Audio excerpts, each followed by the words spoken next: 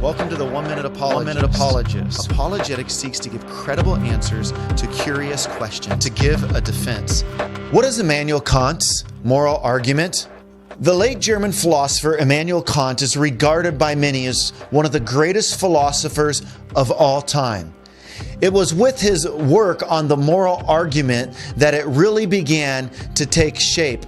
Others would build on that argument, seeking to refine it or improve it.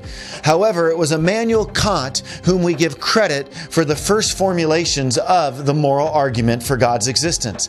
However, he rejected other arguments for the existence of God without rejecting the existence of God. He had a high value for reason. However, he didn't believe you could reason to the existence of God utilizing these other arguments.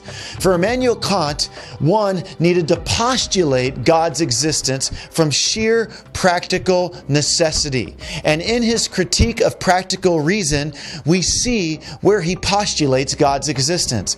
His argument could go something like this: the summum bonum, or the greatest good of all humanity, is to experience happiness in proportion to virtue.